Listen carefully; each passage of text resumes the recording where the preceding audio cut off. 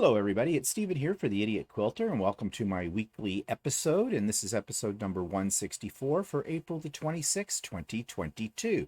So let's jump right into things. What have I been up to? Well, I have 3 quilts to show you. 2 are completely done. 1 just needs to be bound, and that's the first one that I'm going to show you. This one. This is called Doves of Hope. That was the name of the pattern. I made this about 2 years ago, and it's been sitting waiting to be quilted until I got around to it or felt confident enough to quilt it, because I really love this quilt, how it turned out. I think it's beautiful and I didn't want to wreck it.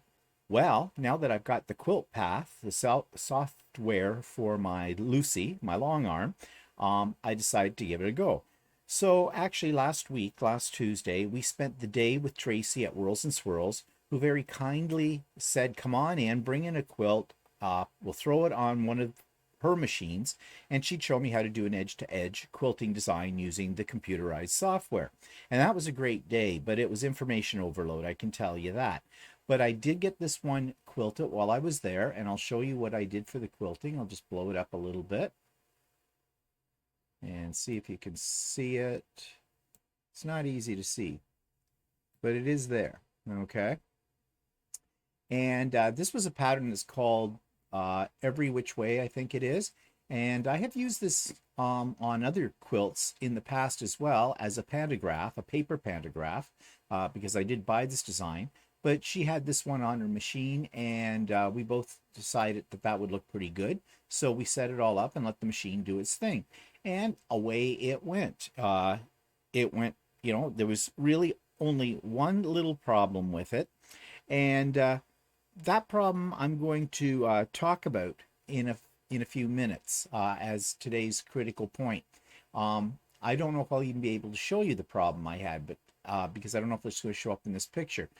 But I am going to speak to that issue. However, it now is all done. All it needs to be is bound, and I may get to it today. Binding's not one of my favorite things to do, mainly because I find it a little bit tedious, but it needs to be done. So anyways, that was my first full quilt done using Quilt Path. Now, I did do more. When I got home, I finished up Pointless, and I threw it on the machine, and I didn't have any problems whatsoever with this. The only thing I wish I had done this feather design, and I wish I'd made that feather design just a little smaller. I think because of the large amount of negative space on this quilt, it would have looked better a little smaller, but I didn't do that. But live and learn, right? It's a new program. I have to learn how to use it, and this quilt, I am proud to say, is completely done, and it's got its borders on it, binding on it, as you can see, and I think it turned out pretty good given the fact that I made this from just a bunch of old charm packs that I had laying around, and kind of threw my own design together. The last one, this one, gave me a little bit of a problem, and I'll explain why in a minute. But this is the quilt that's made up of scrap blocks from the scrap block challenge that I ran at the Ultimate Sewing Retreat about a month ago. So these are not my blocks. But what I did was I used sashing and coping strips to fit them all in to this small little, almost a wall hanging type of quilt.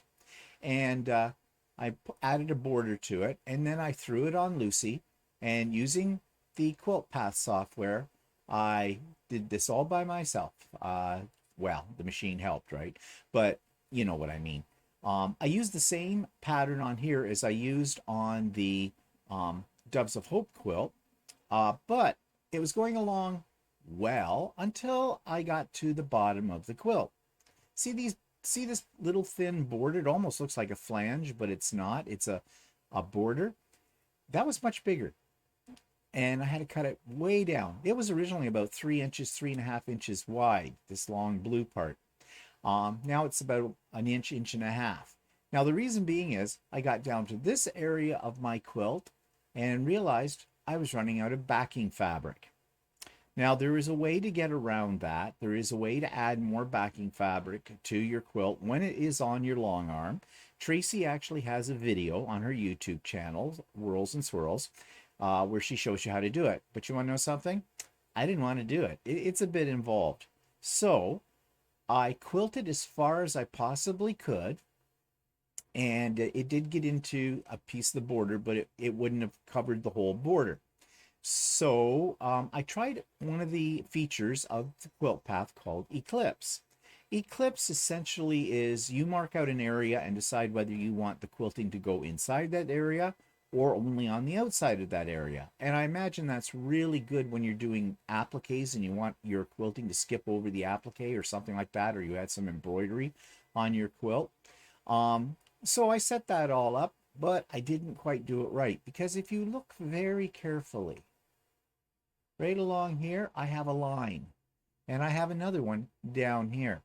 Shouldn't have had those if I had done it correctly. But by the time I figured out that I was doing it not correctly, yeah, I ended up with this line problem here. However, it is just a scrap quilt, and it's not that noticeable.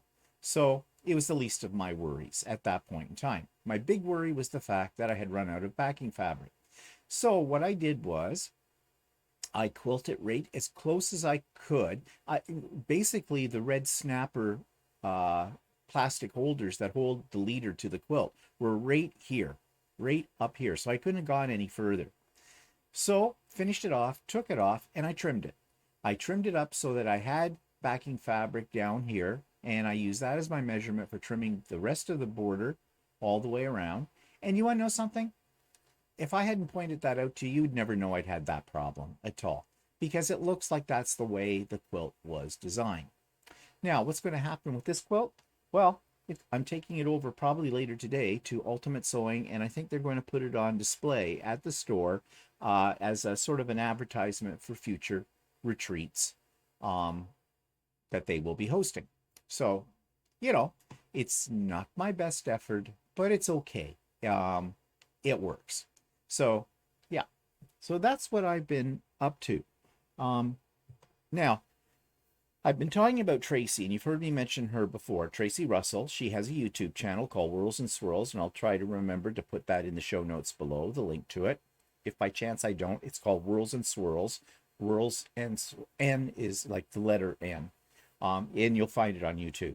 And if you're a long armor, or just getting into long arming, or only thinking about getting into long arming, you should really check out Tracy's videos. She is an excellent teacher. And she has her videos set up so well. It's just very, very clear. It's almost like Tracy's there with you. And so we spent the day with Tracy, and she showed me a lot of things about Quilt Path, information overload. But as she was explaining things, Walter did some video of what Tracy was talking about. And just to give you a feel for Tracy, and for how Quilt Path, or the power of Quilt Path, I have a little video clip from that day that I'm going to insert in here right now.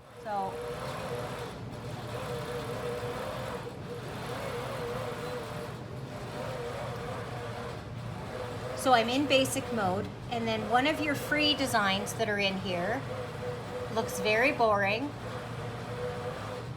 It's called Single Wave.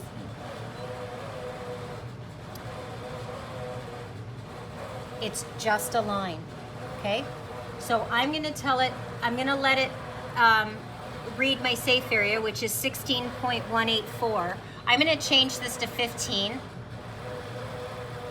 just because I want it like within my space, right? A little bit within my space. I'm gonna take 32 of them. I want 32 rows in a 15-inch space. Okay? As I add patterns,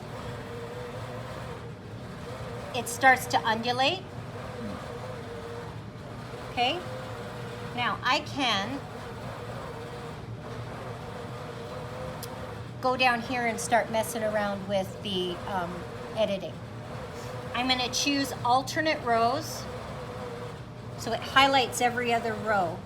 Now whatever I do at the moment, whether I move it or size it or whatever, it's only going to work on the highlighted row. So we can do something as simple as just moving it across.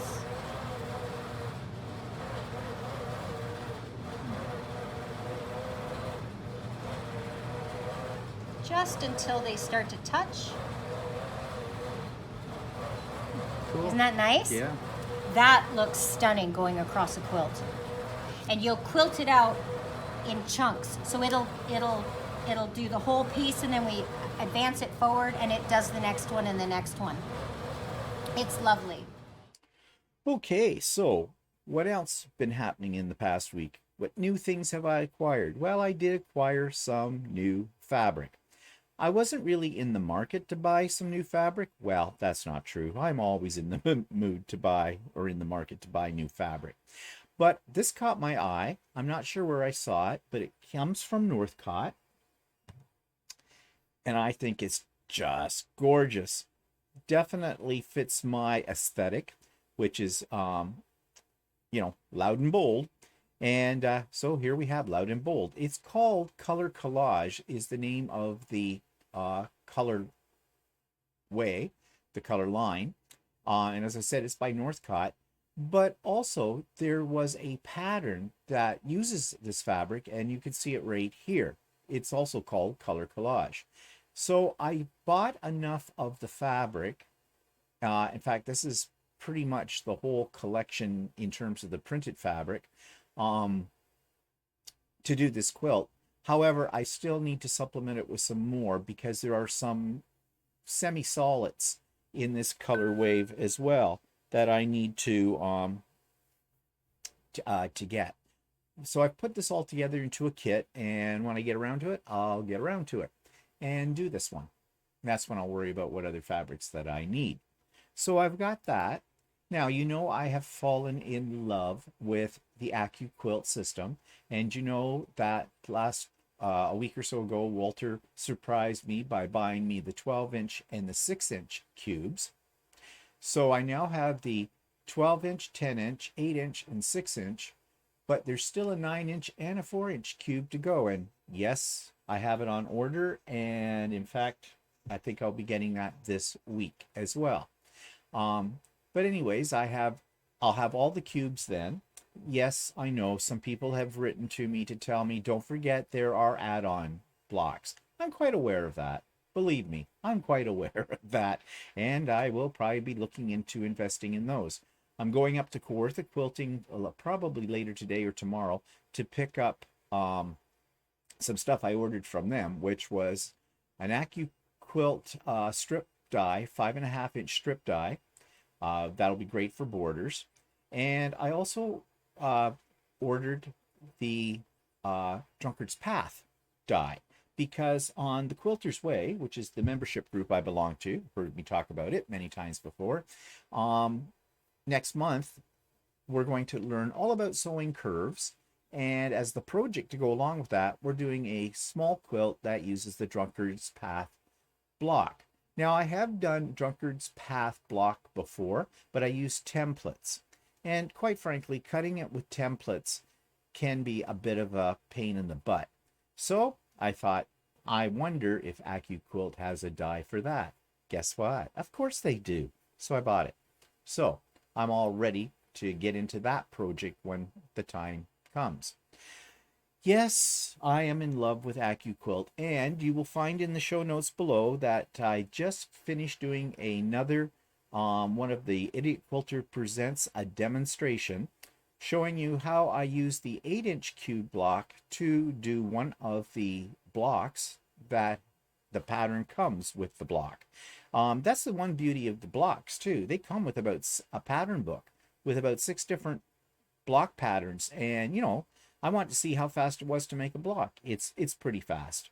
I mean, you're cutting down on your cutting time. That's where you're saving the time in all of this. So I did a little star block, and I show you that process, and it turned out pretty good. So, yep, I'm in love with Accuquilt. And what's next here? Let's see. Yeah, I'm sure you know, and especially if you're a Janome user, they've come out with this big beauty of a machine, the Continental M17. Now, on So Chatty last week, Walter and I did talk about this and the reservations we have about this new machine. First reservation off the top is it's $22,000 retail. That's Canadian, I believe. So right off the bat, this is an expensive machine. I think it's their most expensive machine, uh, with the exception of their long arm. The other thing is, this is really in my opinion, this is simply an amalgamation of the Janome MC15000 embroidery machine, sewing machine combination, and the M7. Now, you know the problems I had with the MC15000, and I no longer own it, but I do own the M7. Now, I love my M7.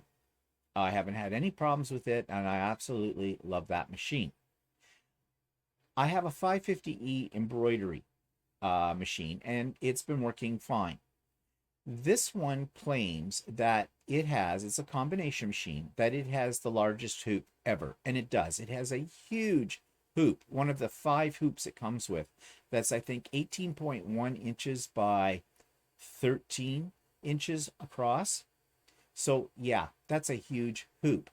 But here's my problem, and I believe this. After all the problems I had with the MC15000, I believe that a combination machine is a recipe for disaster. Oh yes, this machine looks slick. I mean, it just makes you drool, doesn't it? However, the more things a machine has on it, the more chance you have of problems. And I think the problems that were being caused on my MC15000 were timing problems. I mean, there are shared components in these machines. So when the timing went out on the embroidery and it got adjusted, then the timing went out on the sewing part, and vice versa. And I know that the technician that Shirley has down at Ultimate Sewing, Roy, who is excellent, he knows everything about machines. He is great. I'm sure he was pulling his hair out every time I came in with the 15,000. It even went back to the head office, and they said they fixed it 10 minutes after I got it back. It was back to doing what it was doing wrong. So that left a bad taste in my mouth. I got rid of the machine. I replaced it, as I said, with the M7 and with the 550E, and I'm not buying one of these machines. Nope. It's tempting, but nope. I can live without that great big huge hoop. The other thing I don't like about this machine is the fact that you've got your embroidery unit attached to it. So you can take that off, and they say that the extended table for the M7 will fit on this. Well, you really do need an extended table when you take that off. If you're doing anything that's a big piece, you need the support. So that would be a bit of a pain in the butt, having to take this off all the time, then finding some place to safely store it. That doesn't appeal to me. Plus, they don't give you with this machine for $22,000 an extended table, which I think is cheap of them. Another thing I think is cheap of Janome is, since this is the top of the line of their machine, there are some feet. They have most of the feet, but some of the specialty feet are missing. Really, for $22,000, I think they could have thrown those feet in with it as well. And this is what I don't like about Janome. Janome, at times, on little things, cheap out, in my opinion. Okay? So there's problems. The other thing is, this is a monster of a machine, so you're going to need some space to put it somewhere, because you've got to accommodate for, at the front, the back, and on the side for the embroidery hoops going on that. Now, of course, you have to do that with any embroidery machine, but this one, with their great big hoops that they're claiming, the biggest in the industry kind of a thing. Well, I don't know if they're the biggest in the industry, but you know what I mean. You need a big space. Plus, it's heavy. I think I read or heard that this weighs 66 pounds. I could be wrong about that, but I know how much the 15,000 weighed, and it weighed a lot. I think the 15,000 weighed over 40 pounds, 45 pounds, something like that. So, yeah, this one's probably up there too. So this is not the kind of machine that is meant to take to a class. Well, you take it to a class, you may be taking up 2 spots in the classroom if you're going to use the embroidery feature on this in a class. So my overall opinion of this is, yes, it's shiny, it's new, it's attractive, it's very expensive, and I don't trust it. And my recommendation to anybody who might be thinking of buying something like this, I would say hold off for at least 6 months to a year, because that's when they start looking at the bugs in these machines. and they may come out with a second version of it after a year's time. I don't know. I'm just speculating. I mean, with the MC 15,000, they had 3 versions of that machine. And I wouldn't be surprised that they will phase out the MC 15,000, and this is going to be the machine that replaces it. Again, all speculation. I don't know if this is all true. I'm just thinking out loud. But the bottom line is, no thank you. Thank you, but no thank you. Okay, so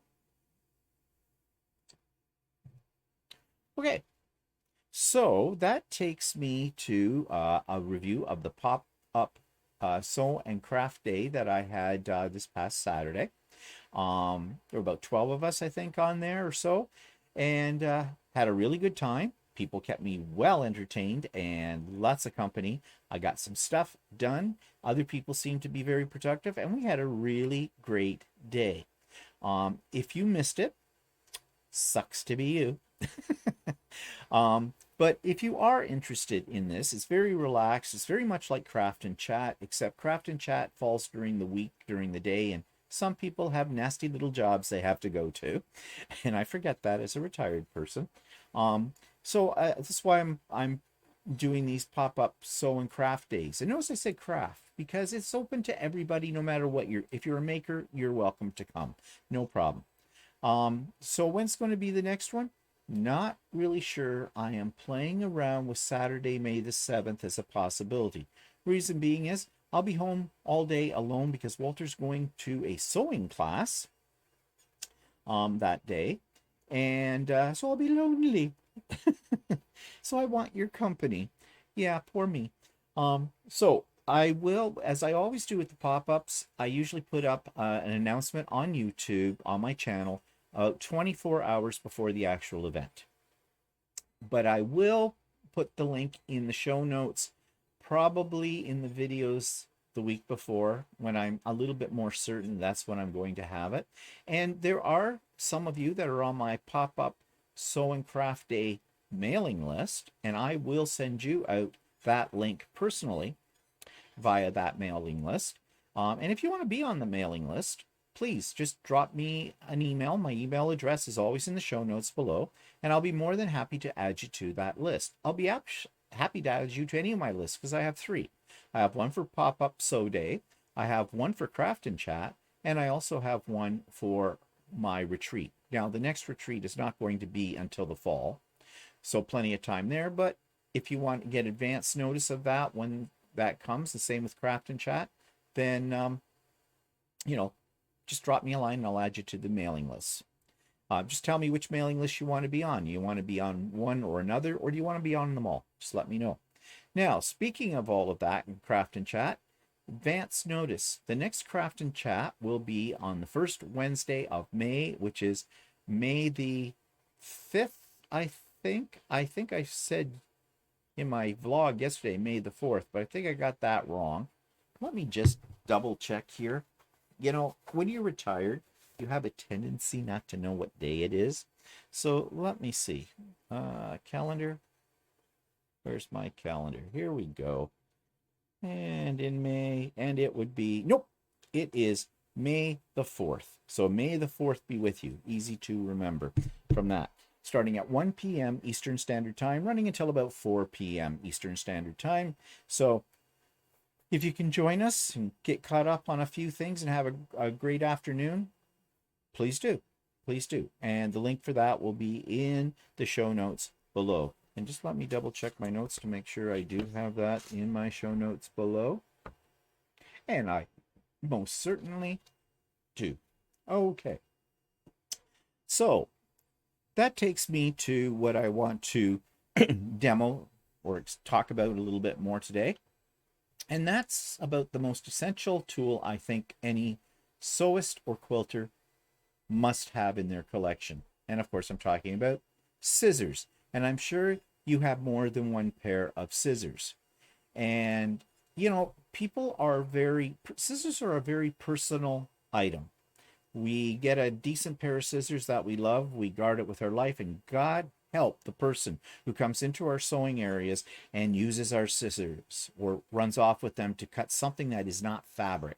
Like, don't use the paper, cut fabric scissors to cut paper. And you want to know something? I learned my lesson about that. It is very true. Do not use your fabric scissors to cut anything but fabric. It's not an old wives' tale. It's a fact. But anyways, I'm going to talk a little bit more about my favorite scissors in this little video clip that I've created. This week I thought I'd talk about my favorite cutting tools, which of course are scissors. And I have a selection of scissors, but these are my favorite go-to scissors. You see in the center here, I have two 10-inch shears. They're both from the same company. Then at the very top, I have what are called duckbill applique scissors. And then I have my little snips. And then at the very bottom of the picture, I have my smaller, finer, I guess they're a type of embroidery scissor. So let's talk about these in a little bit more detail. My favorite are these scissors from LDH. LDH is a Canadian company, and I have the link for them in the show notes below, but they make very high quality scissors. These are both 10-inch shears, but you can get them in a variety of sizes. I think they go as small as 6 inches up to about 12 inches. They are a heavy scissor, well made, very, very sharp. And you can get them in a variety of styles. Now, the two styles I'm showing here, one is the rainbow oil effect, and the other is, they call those midnight black. Now, why do I have two pairs of these scissors? Well, my rainbow ones I've had for quite a while, but I did something one should not do with their fabric scissors. I cut something that wasn't fabric, and stupid me, that's why I call myself the Idiot Quilter, I dulled the scissors. I had to find a place that could sharpen them, and I did. And he was very good, and it only cost me $7.50 to have them sharpened. So they're as good as new now. But in the meantime, not knowing whether or not I'd be able to find somebody that could sharpen the scissors, I ordered a second pair, and that's the midnight black ones at the top of the picture. Now, LDH has, well, these scissors are about $65 a pair. However, I didn't pay that for them because I went to their seconds section of their website. Now, the only thing that makes a pair that are called seconds different from a regular pair is that there may be a slight cosmetic defect in the scissors. The blades are not affected. It might be just the look. And both of these were seconds. And if you take a look at them, you can't tell where, and I haven't found it yet, where the flaw is in the finish. And as I said, they both cut extremely well. The difference in price, $20. So instead of paying $65 for a pair of these, I only paid $45. And these prices, of course, are all in Canadian because LDH is a Canadian company.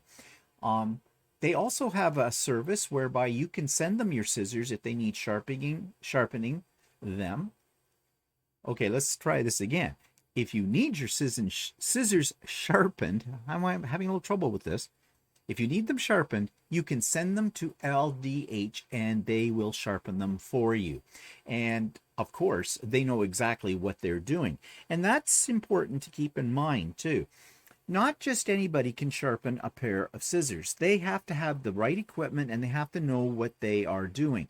So yes, you can go out and you can buy yourself a scissor sharpener, but I don't recommend it. I had one of those and basically it just wrecked the heck out of my scissors. And it was made by Fiskars to start with, which, you know, you'd assume that company would know what they're doing. But it may have been a combination of both the product itself and my lack of knowledge on how to sharpen scissors properly. So it really pays, especially when you're investing this kind of money in a pair of really good scissors, to have someone who knows what they're doing sharpen the scissors for you.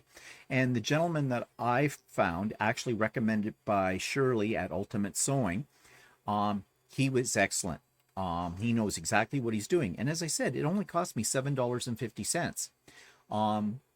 Unfortunately, I can't can't give you his information because he works out of his home.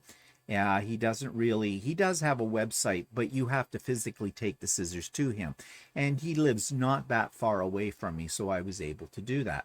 So yes, if you're looking for a high quality pair of fabric shears at a fairly reasonable price, then check out LDH. And I have their website in the show notes below, and they will ship them to you. And again, the shipping is fairly reasonable as well.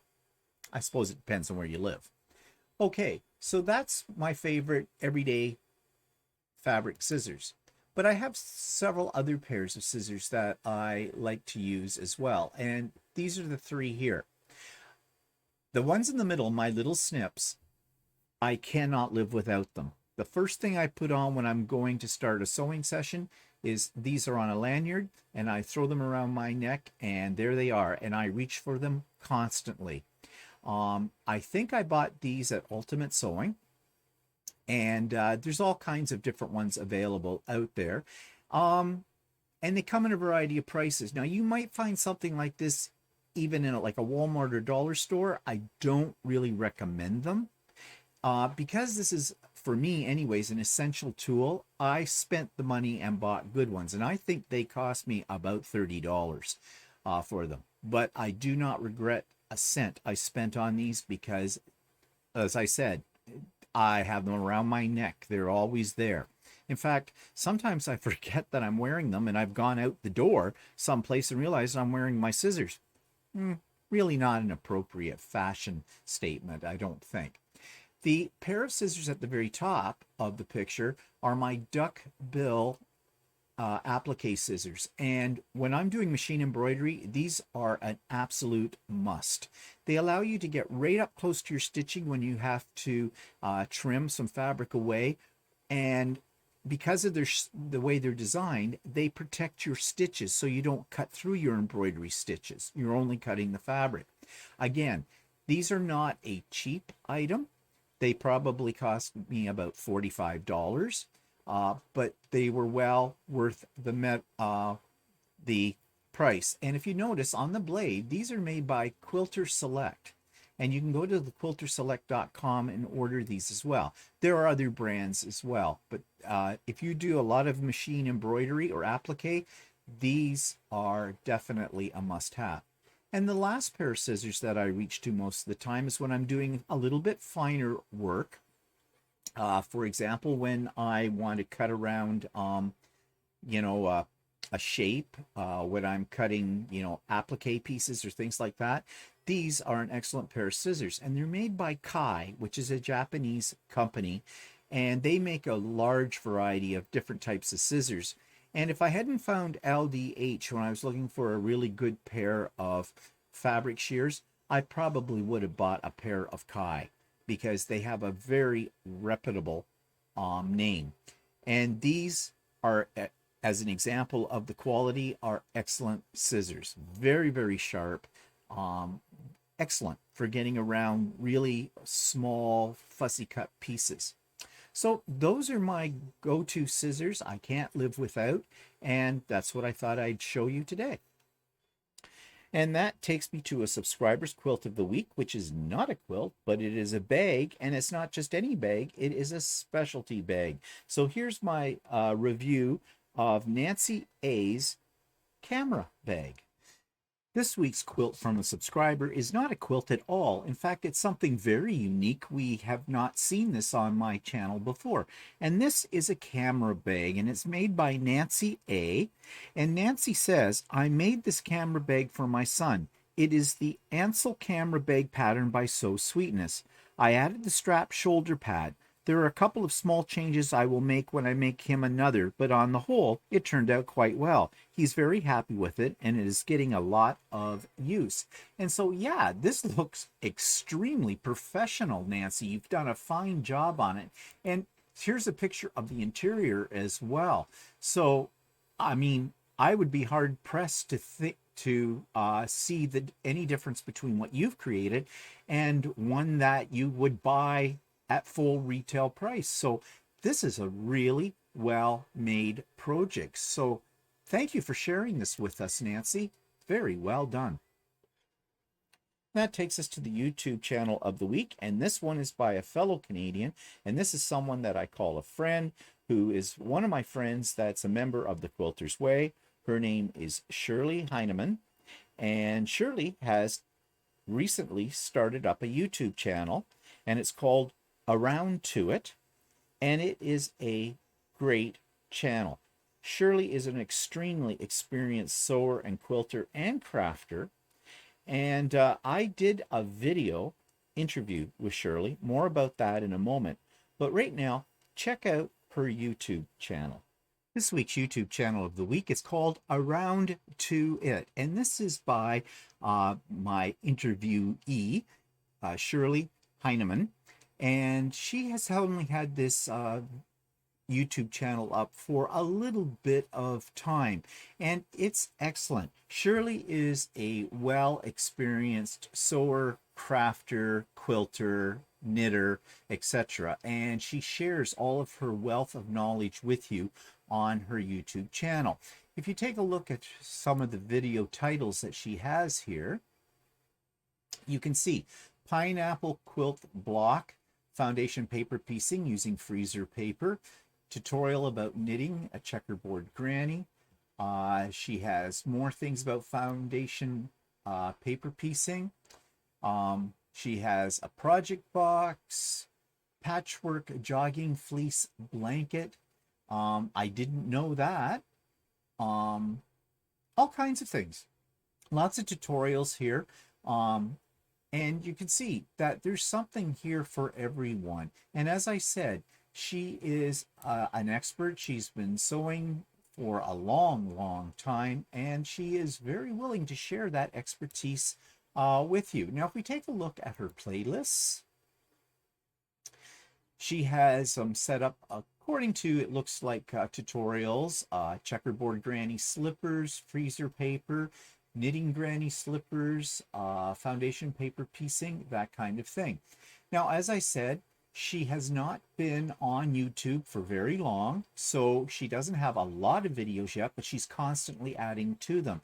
And I just feel that this is a YouTube channel to watch for, and the more people that I can direct to her YouTube channel, I think the more she will be inspired to make great quality videos. So do check out Aroundtoit. And that takes me to future projects on my vision board. And this is a pattern by Border Creek Station. And I got this one as a freebie. At the retreat, Donna, hostess with the mostest from Ultimate Sewing, brought along a big box of patterns and books that we were giving out as prizes. And these were things that she had in her stash that she no longer wished to have in her stash. And she allowed me to go into her collection and pick out whatever I wanted. So I found this little kit. And it's a kit for Halloween. It makes a little banner or wall hanging. It's kind of cute. Came with the fabric. And it's called If the Hat Fits. And here's more details about that. This week's pattern that's on my vision board is actually a little kit, and I got this for nothing because it was a freebie that I picked up at the Ultimate Sewing Retreat a few weeks ago. This one appealed to me because it's got a Halloween kind of vibe to it. It is partially an applique pattern as well.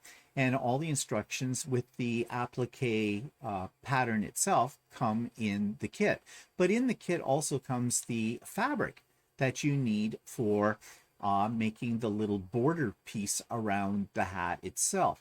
I thought it was kind of a cute little thing as a Halloween decoration. And although at the time of recording this, we are months away from Halloween, can you ever get started too early on projects such as this? I don't think so.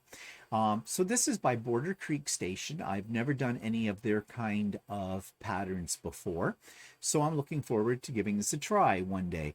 It looks like it's a fairly straightforward and simple project. It might be one of those little projects you can do in a day or in half a day, that kind of thing.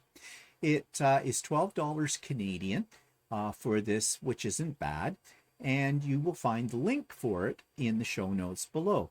So, yep, if the hat fits, I think might be a fun little project to do sometime when, I'm between projects. So, believe it or not, I'm out of my own quilts to critique. Yes. And the quilts that I have right now, I've already talked about them. So, one thing I thought I'd like to talk to you about, though, is when you put a quilt on a long arm, and this is why I won't do long arming for other people, especially won't do long arming for people for money. Sometimes we have little oopsies that happen, and they don't rear their little ugly heads until they get onto the long arm frame. And I had one of those. And this is a very common problem from what Tracy tells me. When she's custom quilting somebody's quilt, she's halfway through it and then a seam opens up. For many reasons why that might happen, but mainly, well, in my case, that's what happened with the Doves of Hope one. I had a seam open up, and it was because I must have not had my fabrics on that particular little piece lined up properly. And so with wear and tear on the quilt, or, just moving it around from one space to another before I got it quilted, it probably frayed a little bit. The stitches came out and I had a hole. A hole. So what do you do with that? Well, okay, this is not a very good picture here, and probably can't see it. You see this little space right here? That's where my seam opened up. Right in here. Now, I had to repair it, and that meant hand sewing. Oh, I am such a lousy hand sewer. There's no two ways about it. But I was able to match up my thread at least enough and make my stitches small enough that you really cannot see, when you look at the whole quilt, you really can't see that repair unless I point it out to you. So, not only did I have one seam open up, I had a second one in another spot, and I'm not even sure where it is now in the quilt. So they are repaired, probably the strongest part of the quilt now after that. But this happens. This can happen. So how do you avoid this problem? Well, the easiest way to avoid the problem is to make sure you have all your pieces lined up underneath your needle straight. Double check. Make sure that you've got a good quarter-inch seam allowance happening, that you're not veering off to the edge or something like that. Because there is nothing more disheartening and frustrating and makes you want to just sit down and cry when in the middle of your quilt you have a hole as you're quilting it. So anyways, now Tracy did show me a little tip that if this happens, she uses a little bit of, what do you call it? Like, not cellophane, cling wrap.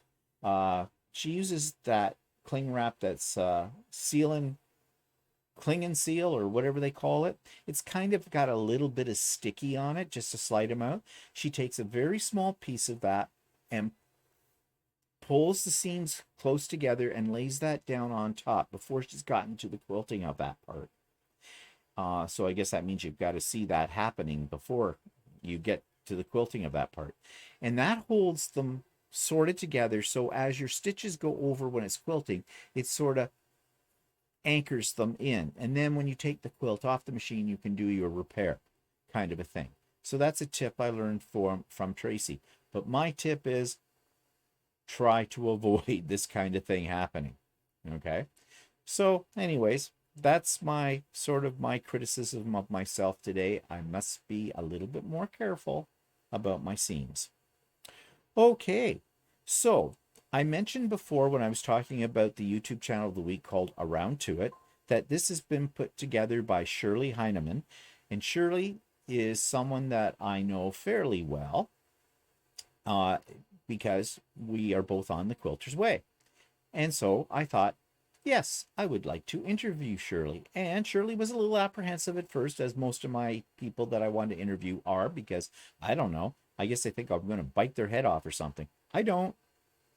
And, you know, every one of those people have said afterwards that they felt really relaxed and good about the interview. And that is my aim. Well, Shirley is a fascinating individual, as are all the people I interview. Hint, hint, hint. You're fascinating too. Hint, hint, hint. I want to interview you.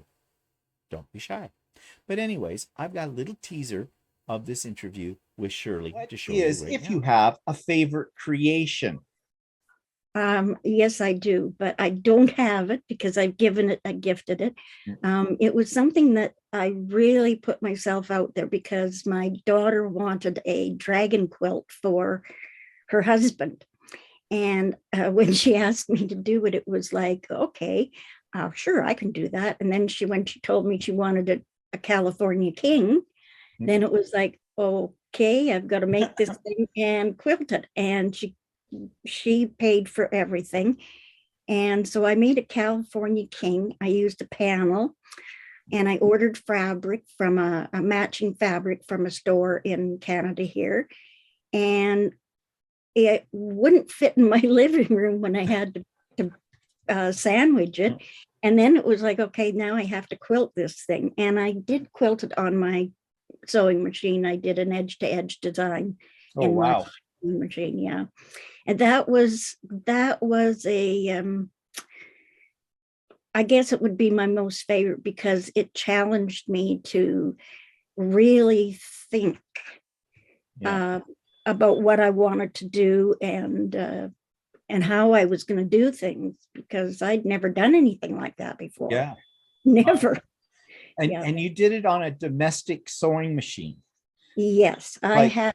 Yeah, I did. I have a FAF Creative 4.5, and I did it in the hoop. And I think it took me almost 271 hoopings. Oh, wow. I did it. Yeah. And so it's like, trying to fit a California King in my small space, but I did it. And that takes me to my review of an online quilting store. And this one is one you've heard me talk about several times before. One of my favorites, Kawartha Quilting and Sewing.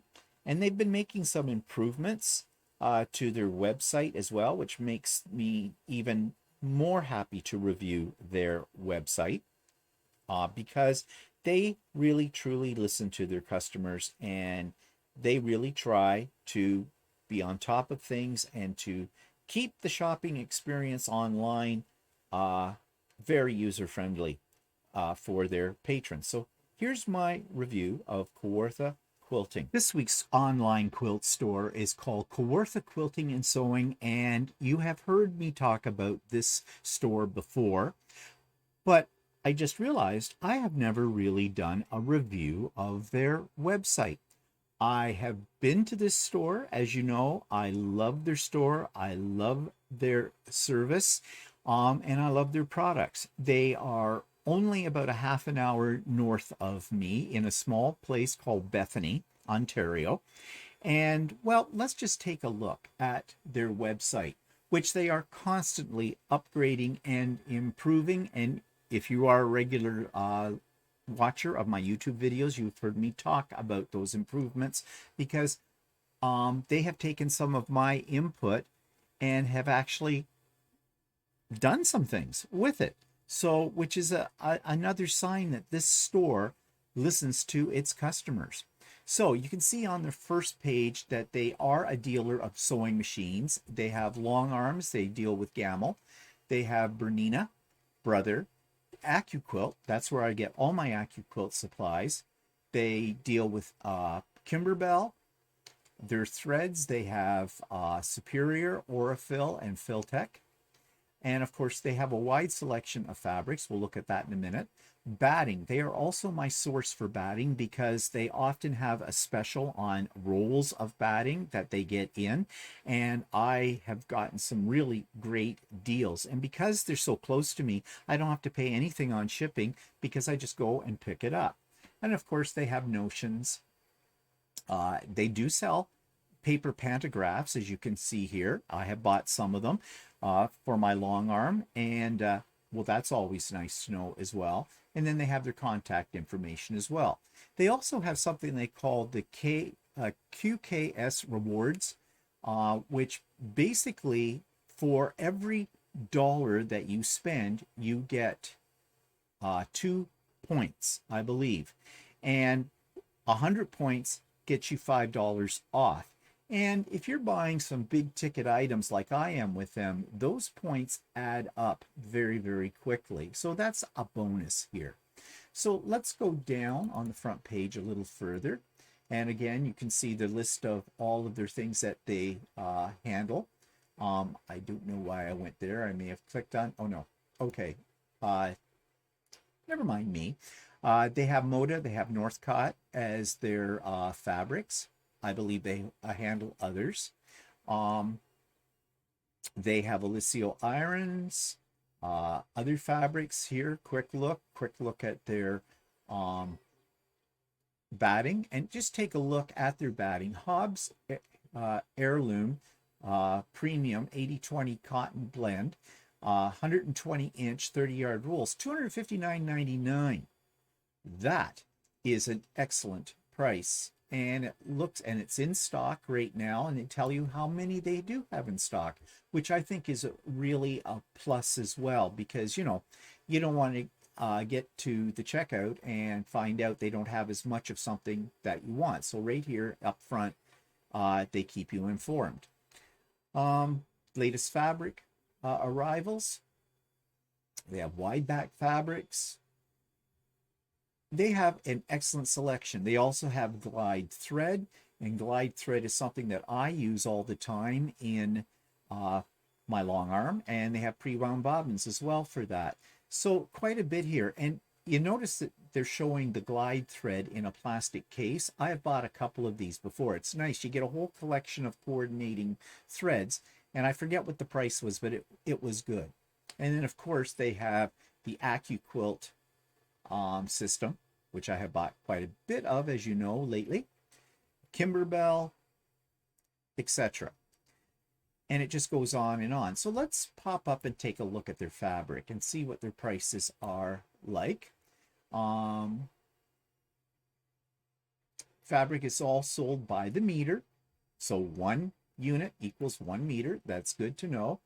So Northcott, $18.99 a meter. That's a fair price.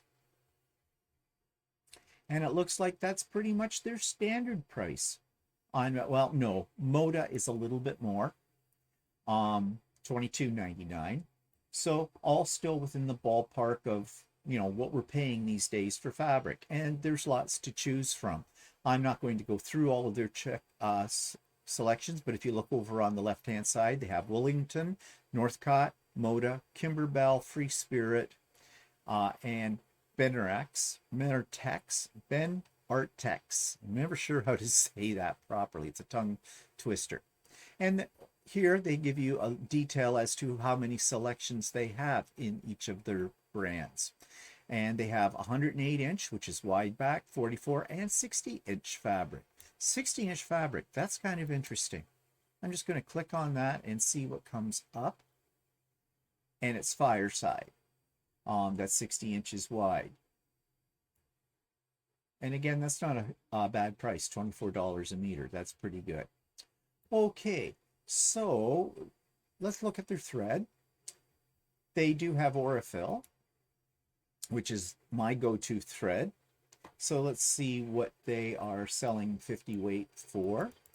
1,300 meter cone, $16.99. That's a little bit more than I pay at another place that I go to, but that's still not unreasonable. It's only about $1 more than I pay for it at Ultimate Sewing. So yes, they have lots of Aurifil. And as I said, they have Glide as well, which I think falls under Filtech. And it does. And let's just take a look here. And Filtech is $17.99. Glide, okay, it's Glide, but that's a 5,000 meter cone, so that's pretty good. And they have collections, as you can see here as well. So yeah, not unreasonable. at all. So let's take a look under notions. Now, Eddie Crest is, I believe, furniture. And it is. And they tell you you need to contact them and probably go right into the store to check out what they have. They say they offer the same price as factory direct and delivery and setup for you. So they'll set up that. So if you're looking for a customized sewing table system, you might want to check that out. You have needles, paper pantographs, as I said before, rulers, quilt patterns. Let's check out the patterns. Now, I have bought patterns here before because I have seen some very interesting ones. This is one of them, the Twister Holiday quilt. Did I buy that? No, I don't think I did buy that, but I bought the ruler for that. And, oh, they have one in Harvest too. Since I've got the ruler, maybe I should think about making some of those. They do have cozy quilt designs as well, and I already mentioned how much I love the cozy quilt designs. They have Moda patterns.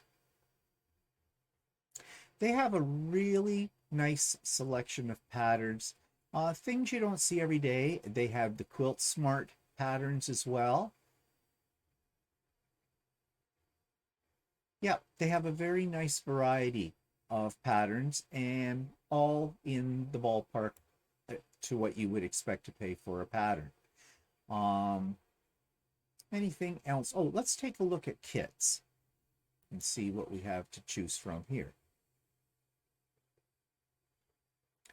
They have Kimber. So if you're into embroidery, they have those. And see, they tell you if it says it's sold out, it's sold out. But if they have restocking, it means that they are going to get it back in at some point in time. And this happens to be the block of the month that I'm taking the class at Ultimate Sewing with right now that I've been working on. And they have the whole kit for $500 as well, which would include all the fabrics, of course. What else do we have here? Well, we have lots of things. And again, the prices seem about what you'd expect to pay for a kit that includes all of the fabrics. What else? In Kimber, machine embroidery CDs. Okay, let's take a look at what they have to offer with these.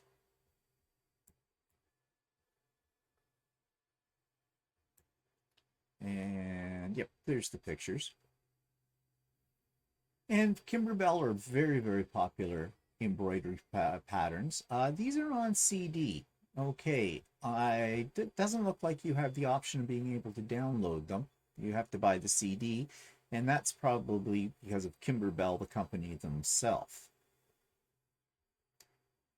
But they do have, if you are into Kimber products, it looks like they have quite a few to choose from. I've never really done a Kimber pattern, an embroidery.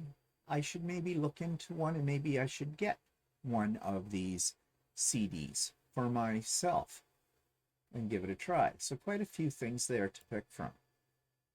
Of course, they have Accuquilt, and they have everything in Accuquilt.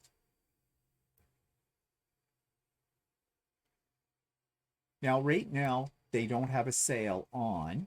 Well, we could go in. They do have a sale. We'll check that out in a minute. But it's best to buy the Accuquilt, at least the big things, the cutters themselves, when they're on sale. Because this is the one that I bought, and they had it on sale for $600 and something a few weeks ago. So that was a good price. Let's just check out and see if there is anything on sale. No. Nothing right now, but they have them on a regular basis. And the thing about buying your Accuquilt supplies from Kawartha Quilting and Sewing is that once you've bought one of their machines, if you buy a machine through them, you get 15% off the regular price of any of the dies that you may purchase in the future. So that's a nice deal to have as well. Now, as far as sewing machines, they do sell Brother. They have sewing machines, quilting machines, embroidery machines, and cutting machines. So if you're into scan and cut, I believe they sell scan and cut. And they're also an authorized dealer and a service center for these things. Yeah. So they have the Brother Scan and Cut as well. And let's take a look at their quilting machines. Well, they have the Luminaire, which is a very, very popular machine. It's sold out at the moment. But they have a wide selection of Brother machines, both embroidery and sewing. And they do have quite a few Bernina as well. And if you go to their actual store, you will see these on display, and they will be more than happy to help you out with your selection of whatever it is that you would like to buy. And of course, Gamel, the Statler, which is, you know, a very famous and very favorite long arm machine. Wow. And that's one heck of a price on that one. I thought mine was expensive, and that's only the 22-inch. What's a 26-inch? Whoa, 51,000. Now, I wonder if you must get the computerized system with it and the whole bit. Just looking, sort of a side thing I'm looking at right now. Yeah, that comes with everything. Yeah. So a lot of money, but you know, that's pretty much what these machines cost, whether you buy Gamel or you buy like an APQS like I have. So this is Kawartha Quilting and Sewing. Definitely check it out. Their shipping is very reasonable. We didn't really check that. Let's see if I can find shipping. Let's go to the bottom of the page.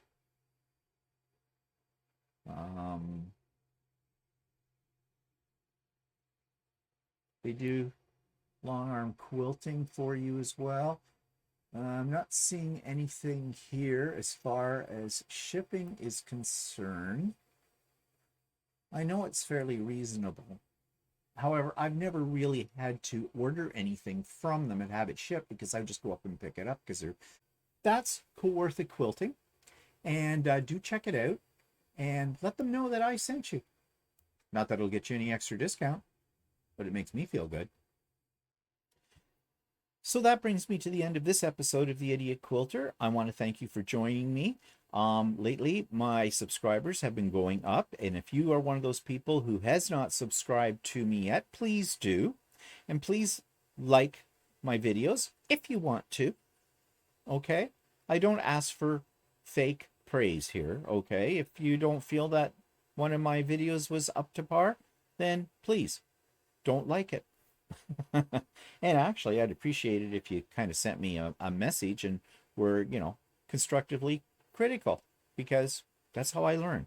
But anyways, if you do like it and you do subscribe to me, that makes me more visible for others who don't know that I exist. And there may be some who don't want to know that I exist. That will help the algorithm to allow them to find me. So thank you for your support. I really appreciate it. I've just gone over 6,000 subscribers to my YouTube channel. I mean, in the big scheme of things, that's not a lot after you've been doing this for about 10 years. However, to me personally, it's a thrill. So thank you for thrilling me. Okay, and remember, Craft and Chat, advance warning, May the 4th. So more about that when we get closer to the date. So thanks again. Have a great week. I hope you do something creative that makes you happy, and we'll see you next week. Bye for now.